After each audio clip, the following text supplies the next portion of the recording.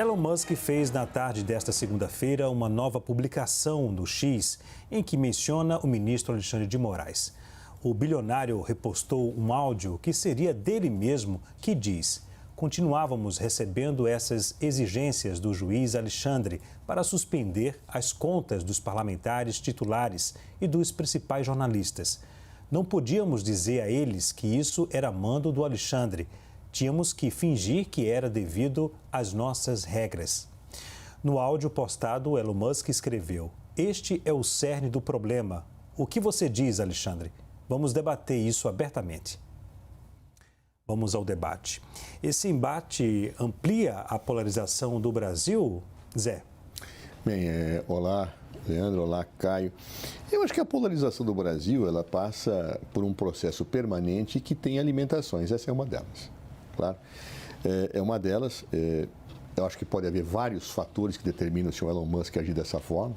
Podem ser fatores financeiros, interesses políticos ou de outra natureza. Acho que o alinhamento político dele com posições extremistas é algo indiscutível. Até mesmo o Parlamento Europeu já mostrou isso quando fala que o seu veículo de comunicação tem uma situação de divulgação permanente de fake news e outras coisas que obviamente são recrimináveis. Mas o que mais me preocupa no Brasil com essa situação é o seguinte: um bilionário estrangeiro vir fazer acusações, mas mais que acusações, propor o não cumprimento de decisões judiciais no Brasil. É claro que há pessoas que discordam do Alexandre de Moraes, há outros que concordam, este é um problema que nós temos que debater no Brasil. Mas jamais nós podemos admitir que uma pessoa estrangeira venha agredir a nossa soberania, tentando impor situações, sugerir renúncia de ministros da Suprema Corte. É algo que violenta profundamente, abre aspas, a pátria brasileira. E o que mais me espanta são patriotas, auto-intitulados patriotas, que aplaudem quando um estrangeiro atinge autoridades brasileiras, atinge as nossas instituições, ameaça desativar a sua empresa, politizando uma relação. Imagine um brasileiro fazendo isso com um ministro da Suprema Corte dos Estados Unidos da América. Qual seria a reação de todos os americanos? Seria exatamente a de condenar esse tipo de coisa. Porque o sentimento de defesa do país passa pelas suas instituições, concordemos com situações decididas ou não. Então, portanto, acho que esta situação, quando motiva, abre aspas, patriotas a aplaudirem o senhor Elon Musk, acaba sendo um desrespeito à pátria que eles dizem que defendem. Ou seja, não podemos tolerar que a nossa soberania seja violentada, seja do ponto de vista jurídico, quando se manda descumprir ordens judiciais, ou dizendo vou descumpri-las, seja do ponto de vista da ação política, como se um bilionário, pelo fato de ter dinheiro muito grande nas contas, pudesse debater com autoridades judiciárias brasileiras como se devesse a ele alguma satisfação. Não, não devem. Os juízes devem decidir, fundamentar e, evidentemente, não devem debater com pessoas, notadamente pessoas que têm um interesse político internacional no extremismo político, que é exatamente o que o Brasil, na defesa da sua democracia, combate. Portanto, acho de uma profunda, não grosseria, porque o senhor Elon Musk já é conhecido, mas de uma profunda inoportunidade aqueles que aplaudem o senhor Elon Musk nesse momento. Eu não consigo entender como brasileiro, porque se mesmo que fosse alguém alinhado no exterior àquilo que eu acredito, eu não poderia aceitar que autoridades brasileiras fossem atingidas dessa forma. Ou seja, o Brasil tem que ser respeitado na sua soberania, na sua dignidade institucional. Seu judiciário tem que ser respeitado, o que não quer dizer que não deva ser criticado. Deve. Devemos criticar as sentenças, eu mesmo, não poucas vezes critico decisões do judiciário brasileiro, inclusive da nossa Suprema Corte, mas devo fazê-lo com o respeito, com o acatamento e com a certeza que eu estou tratando de questões do meu país. E não efetivamente permitir que uma pessoa lá no exterior, pelo simples fato de ser legitimado pelo dinheiro que possui, possa vir falar o que ele está falando, chamando para um debate o ministro da Suprema Corte brasileira. Nós não somos uma república de bananas. Quem não se dá o respeito não é respeitado, e o Brasil tem que se fazer respeitar. Por isso, a decisão do ministro Alexandre de Moraes, ao determinar a abertura de um inquérito para apurar os fatos e as falas do Elon Musk, especialmente se ele vai descumprir mesmo as decisões tomadas pelo judiciário brasileiro, é de toda oportuna e devida. Repito mais uma vez, todos nós brasileiros de direita, de esquerda, de centro, temos que defender as nossas instituições. Nós não podemos aplaudir esta violência contra a soberania brasileira. Não podemos aplaudir esta intromissão de um senhor que, repito, se julga saber muito e ter muito poder pelo fato de ter dinheiro. Caio, esse embate amplia a polarização? Olá, Leandro. Olá, doutor Zé Eduardo. Saudações à nossa audiência. Bom, eu particularmente considero esse tópico da polarização muito saudável. Ele serve para separar, claro que no plano das ideias, aqueles que apoiam a censura prévia e aqueles que não. Vamos aos fatos. Sábado, 6 de abril de 2024, Elon Musk, proprietário do X, antigo Twitter, questiona o ministro Alexandre de Moraes do STF no seu próprio perfil. Aspas, por que o senhor está exigindo tanta censura no Brasil? Nessa mesma data, na sua própria conta, o empresário americano repostou uma série de reportagens e documentos, agora conhecidos como Twitter Files Brasil. Então, compilados aí pelo jornalista americano Michael Shellenberger, esses arquivos do Twitter Brasil revelam aí o desconforto e a indignação dos funcionários dessa rede social ao lidar com exigências judiciais atípicas e controversas. Ao comentar essa matéria, o Elon Musk afirmou: essa censura agressiva parece violar a lei e a vontade popular dos brasileiros. E, na sequência, o empresário anunciou: nós estamos suspendendo todas as restrições, ou seja, as ordens de censura. Esse juiz, em referência ao senhor Alexandre de Moraes, aplicou multas pesadas, ameaçou prender nossos funcionários e tirar do ar o X, o antigo Twitter, aqui do Brasil. Como resultado, nós provavelmente perderemos toda a nossa receita no Brasil e teremos que fechar nosso escritório por lá. Mas princípios valem mais do que lucro. Bom, no dia seguinte, domingo, 7 de abril, a Agência Brasil, que é um órgão estatal de imprensa, publicou a seguinte notícia: Moraes inclui Elon Musk em inquérito das milícias digitais. Decisão sai após bilionário publicar crítica ao STF e crítica ao ministro. Segundo a matéria, aspas, o ministro ordena a instauração de um inquérito por prevenção para apurar as condutas de Musk, dono do X, antigo Twitter. Moraes vê indícios de instrumentalização criminosa intencional da rede X e de uma campanha de desinformação sobre a atuação do STF e do TSE, instigando a desobediência e a obstrução de justiça. Bom, nessa decisão, Moraes ainda faz uma referência a outra investigação, o inquérito das fake news.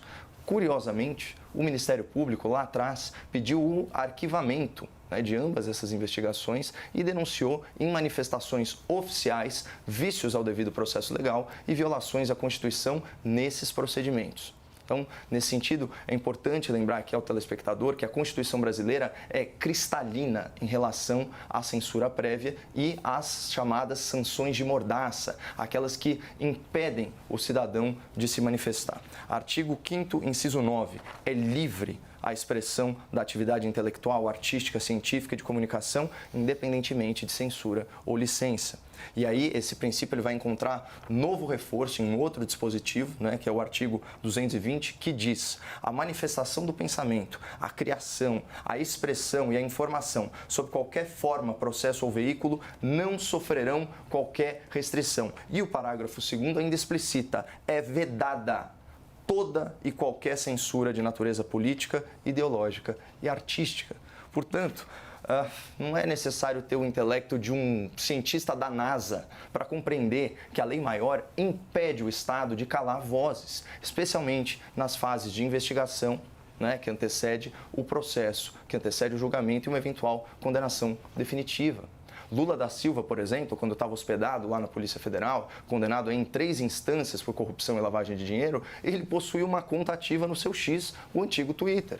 O José Dirceu, que é um corrupto reincidente, que cumpre pena de mais de 30 anos de prisão em regime aberto, também tem contas ativas em redes sociais. Então, esse último fato por si só já demonstra que até grandes criminosos, como o Zé Dirceu, até mesmo delinquentes que tentaram subverter a democracia e cometeram crimes contra a administração pública, até eles não podem ser silenciados pelo Estado.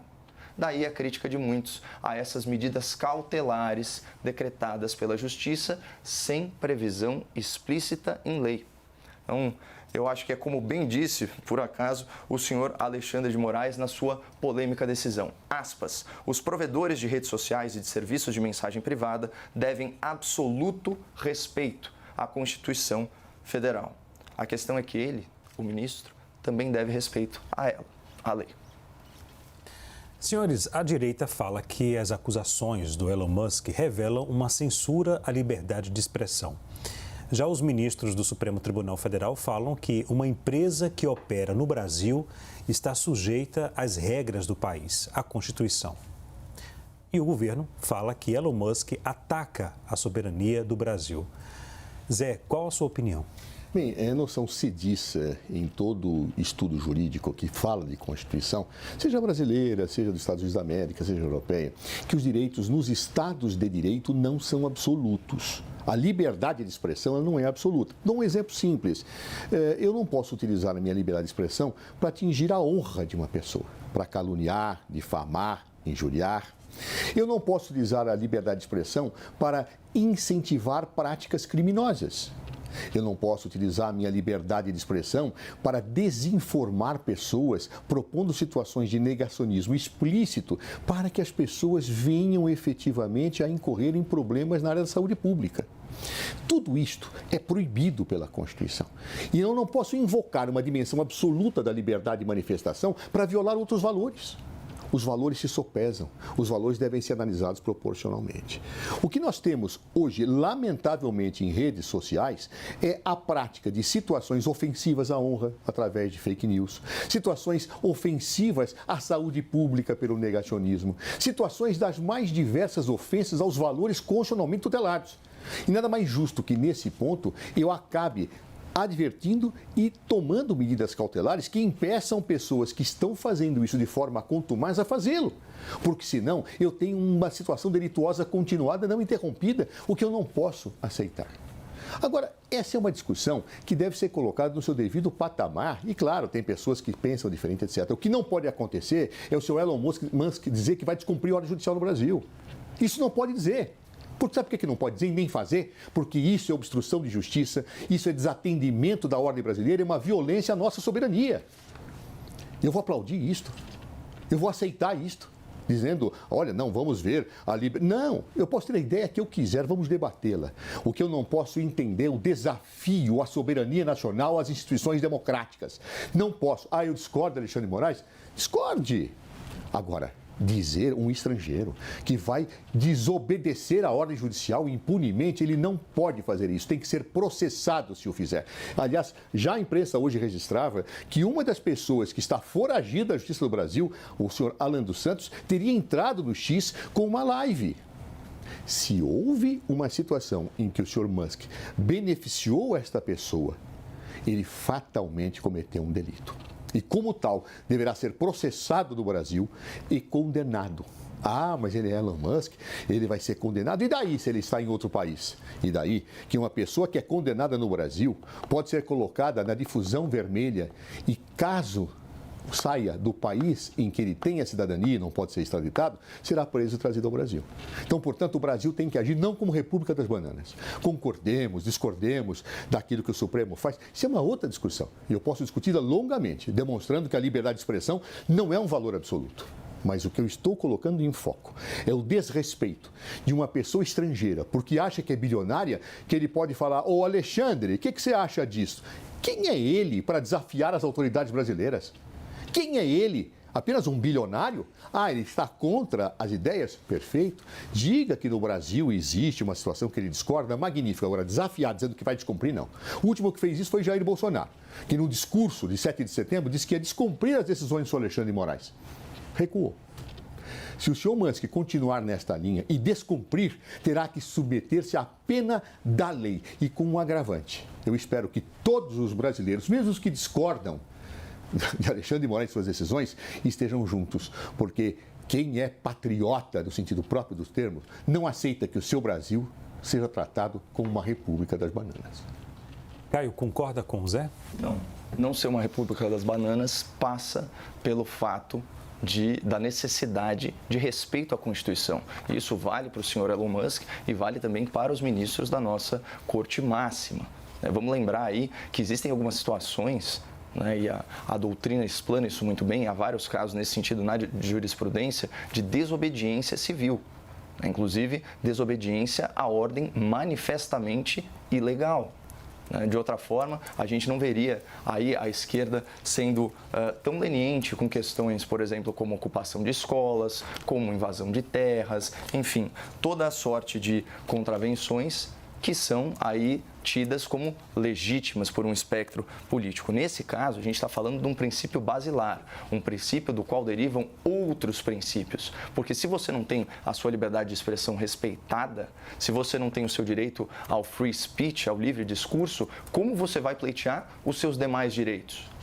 O Zé colocou uma coisa que é verdade, não existe direito absoluto e ninguém está advogando essa tese aqui. Ocorre que a gente está falando de sanções de mordaça digital, ou seja, na praça pública virtual, certo? Em âmbito de medidas cautelares e não necessariamente contra ofensores regulares reiterados. Por exemplo, eu desafio alguém a me falar um crime, um tipo penal praticado pelo senhor Luciano Hang, pelo menos com o que veio à luz até o momento. Aparentemente, o crime dele, né, ou a contravenção que ele cometeu foi fazer parte de um grupo de WhatsApp e mandar um emoji. Ainda assim, ele está com as contas bloqueadas há vai saber lá quanto tempo. Um dos maiores influenciadores do Brasil. Se isso não é censura política, eu não sei o que é. E a Constituição veda expressamente a censura prévia.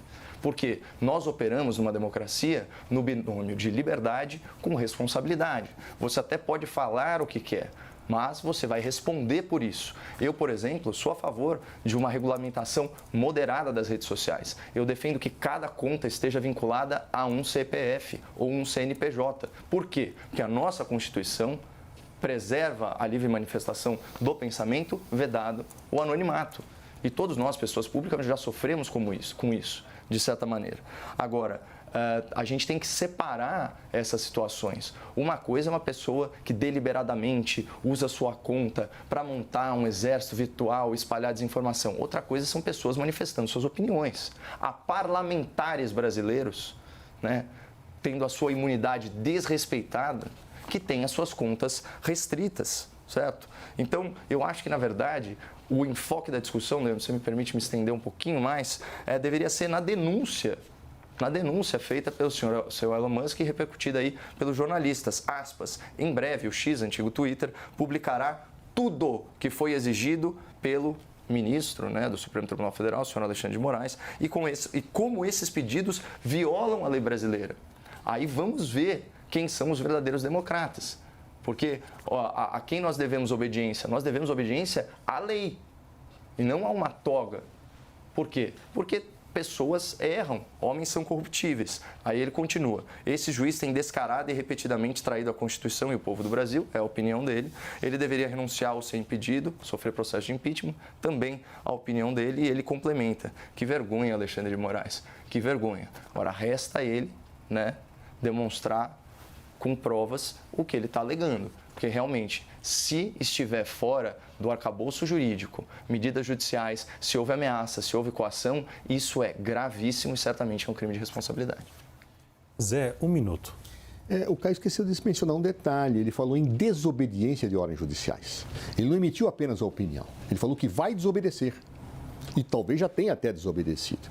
Em segundo lugar, de fato, nós devemos seguir a lei.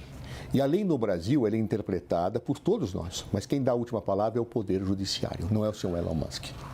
Se ele quiser fazer rever as decisões do senhor Alexandre de Moraes, que acione seus advogados e vá à Justiça.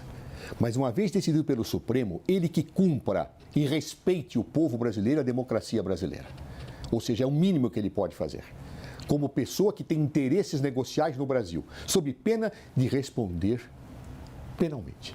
Mas, para analisar cada caso, Caio, eu tenho que analisar cada processo. O que o senhor Luciano Hang fez ou deixou de fazer, eu tenho que analisar o processo. Eu sei que ele foi condenado pelo Tribunal Superior Eleitoral à suspensão dos direitos políticos, abuso de poder econômico, inclusive por utilização de certas veiculações indevidas durante a campanha eleitoral, não é isso? Posso estar enganado, mas é isso, via distância. Agora, o que foi que ele fez? O que foi que ele divulgou? Vamos olhar processo a processo. E aí podemos discutir se acertou ou não. Não eteriamente. né? Juízos de valor processual se fazem à luz do processo. Agora, uma coisa é verdade. Quem dá a última palavra perante a lei, perante a Constituição, é o Poder Judiciário. E uma vez decidido, tem que ser cumprido, gostemos ou não. Inclusive o senhor Elon Musk, que não é mais poderoso que o Brasil. Caio, 1 minuto. Bom, eu acho que a gente está incorrendo naquela falácia de atacar o mensageiro e não a sua mensagem, né? O Elon Musk, ele não se sente no direito de interpelar um ministro da Justiça brasileiro porque ele é bilionário. Ele é um expoente da humanidade. Ele é responsável por inovações que estão transformando a nossa realidade. Então, nesse sentido, ele é uma pessoa que tem repercussão, né? Da mesma forma que o ministro Supremo é uma autoridade pública e por isso o debate ele é interessante. E o senhor Elon Musk ele está numa posição de resistir a uma hipotética tirania do Estado ou da justiça ou da juristocracia, como alguns gostam de colocar.